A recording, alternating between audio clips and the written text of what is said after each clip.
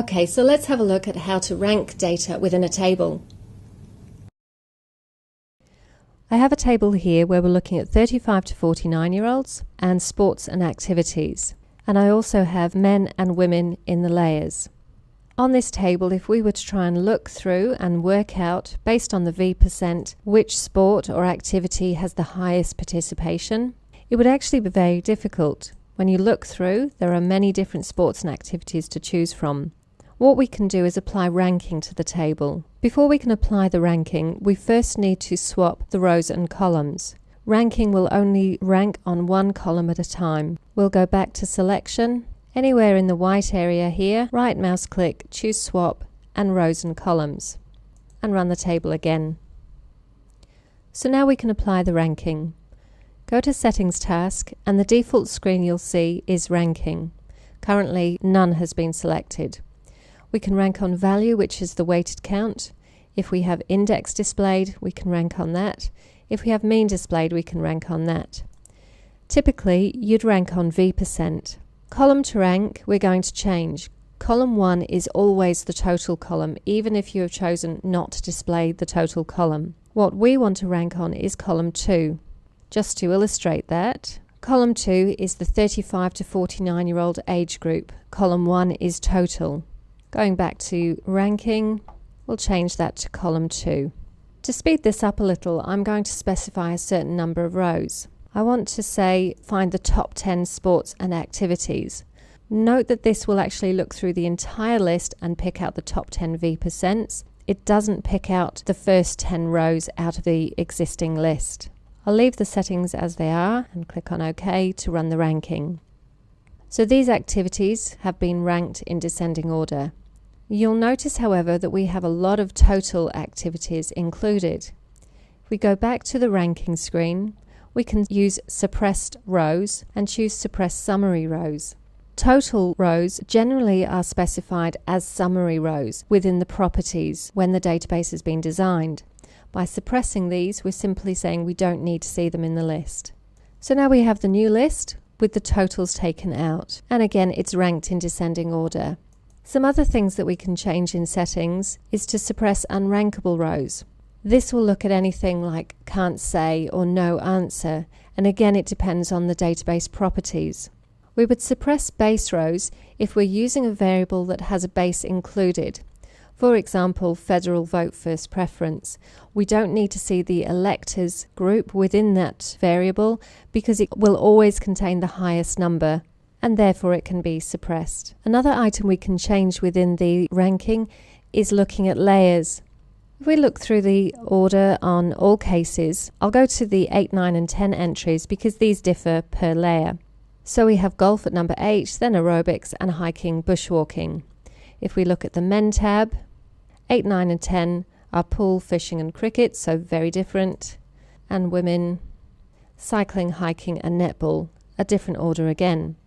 In settings task and ranking, it's because we're looking at ranking each layer independently.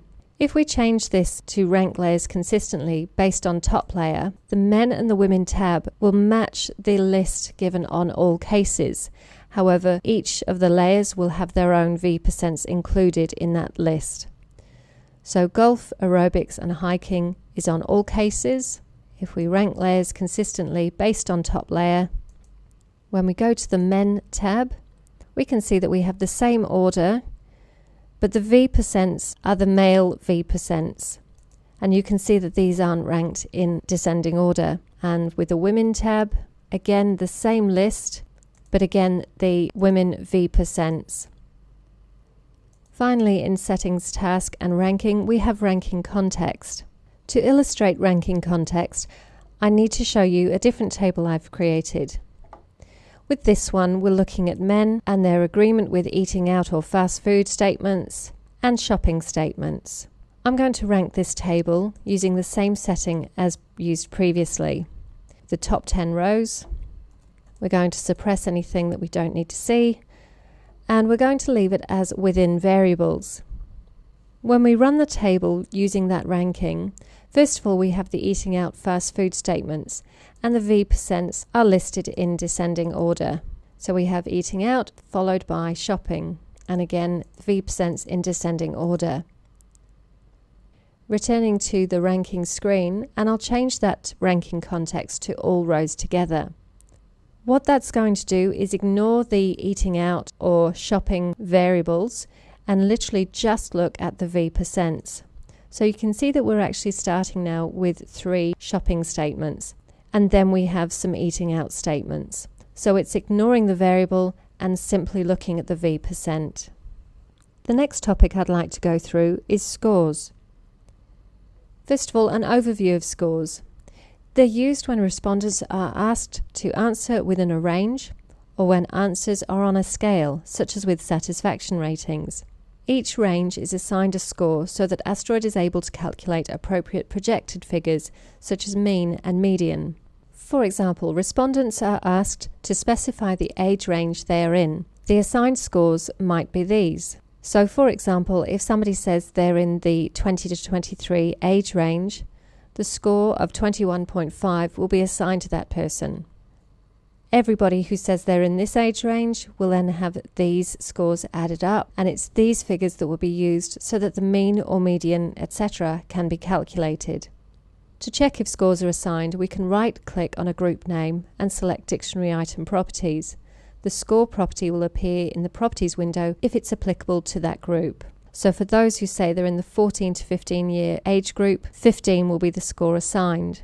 For the 25 to 29-year-old age group, 27.5 will be assigned. Essentially, the score will be approximately the midpoint of the range given. We can also add scores to private definitions that we've created. I have a private definition here, young team players. If I edit that variable, you can see that I've added ages within these 2 groups. I can enter scores for groups by ticking this box. Then for the 14 to 17-year-olds, I can add a score. The score I'll give is approximately halfway, so I'll say 15.5 and then enter. And for the 18 to 24-year-olds, I'll say 21.5. And that's my scores included. Click on OK, and the private definition has been changed. I'll demonstrate scores by creating a table using groups with scores assigned. We'll have federal vote first preference groups, and we'll place those into the columns.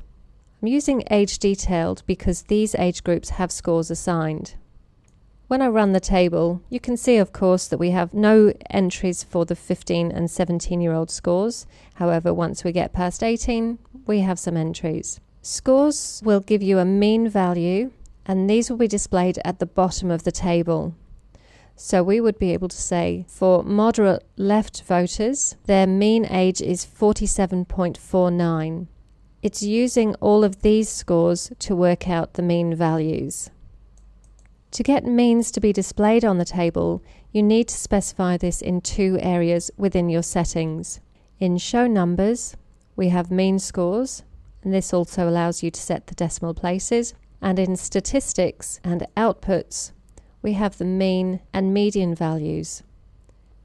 SD and SE are also displayed, standard deviation and standard error, and Show Distribution. By removing Show Distribution, it will display the mean values only, and then standard deviation and standard error values. The distribution literally shows each of the rows.